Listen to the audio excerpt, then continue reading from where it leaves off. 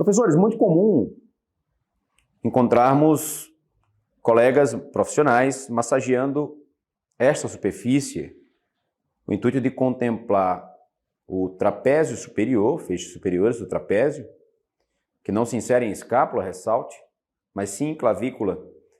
No entanto, o profissional adota essa abordagem de forma convencional, nas academias, posicionando o praticante, por exemplo, sentado no banco, com o intuito exatamente de massagear a superfície ou trapézio superior. Aqui eu trago um registro importante.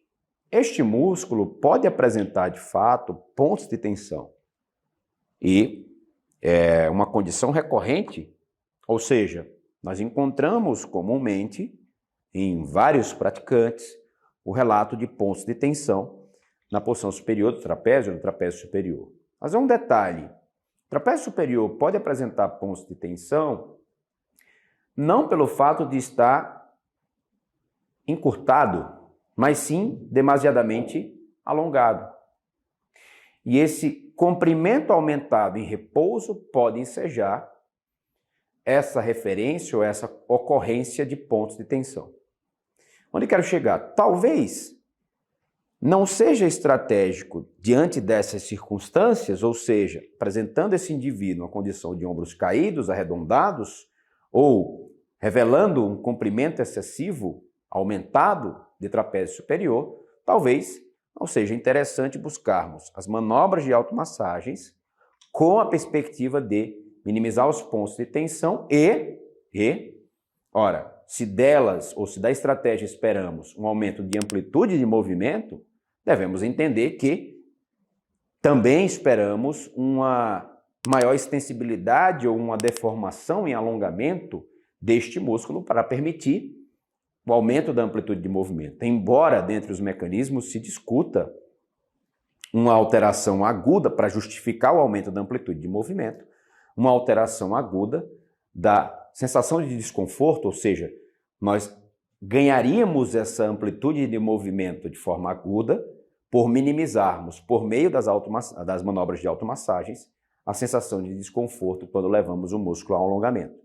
No entanto, sobre o trapézio superior especificamente, eu recomendo cautela para o emprego das manobras de automassagens. Ou seja, nem sempre, mesmo havendo pontos de tensão, esta estratégia será útil ou será bem-vinda. Da mesma forma, quando nos referimos aos romboides, ou os retratores de escápula, porque aqui não tenho como distinguir romboides de trapézio médio, é muito comum encontrarmos indivíduos que apresentam pontos relevantes de tensão nos músculos romboides.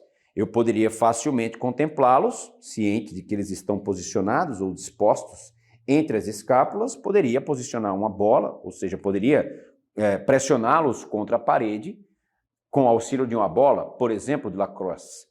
No entanto, mais uma vez, se essas escápulas se encontram relativamente ou consideravelmente afastadas uma da outra, talvez o comprimento desses retratores da escápula esteja demasiadamente longo ou alongado em relação ao comprimento ideal.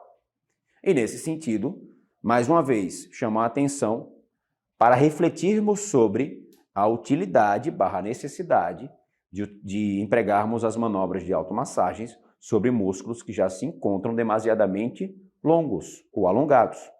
Mais uma vez, nós sabemos que uma das estratégias discutidas, uma das principais estratégias e mais efetivas discutidas na literatura para aumentar o comprimento de um músculo, o comprimento do fascículo, o comprimento da fibra muscular, são as ações excêntricas em comprimento longo, preferencialmente. Ou seja, ênfase nas ações excêntricas. O que aqui poderia estar representado, por exemplo, poderia ser ilustrado como a última fase, a fase final de protração das escápulas em uma remada.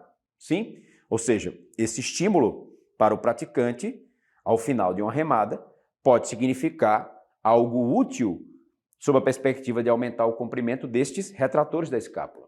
Então, se é recomendável evitarmos os últimos graus de protração para romboides que apresentam um comprimento longo, também seria, pelo mesmo motivo, não contraindicado, mas poderíamos afastar a técnica das massagens, pelo menos no âmbito da sala de musculação. Ou seja, deixemos essas intervenções para o terapeuta, para o fisioterapeuta preferencialmente.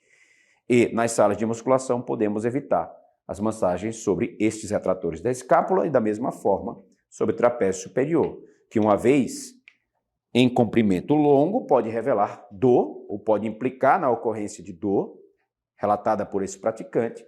No entanto, uma vez apresentando um comprimento demasiadamente longo, poderia ser estimulado em comprimentos mais curtos. A exemplo de um overhead contra a parede ou com a utilização da barra. Ou seja, os estímulos em comprimento curto para estes músculos que se encontram, digamos que doloridos em decorrência de um comprimento demasiadamente longo, os estímulos em comprimento curto para estes músculos poderiam ser bem-vindos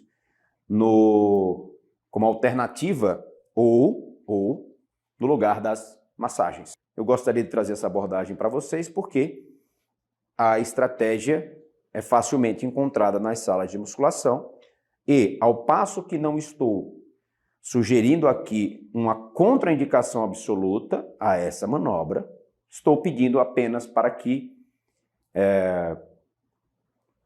pensemos na sua utilidade, principalmente quando estivermos diante de um trapézio que apresenta comprimento já demasiadamente longo.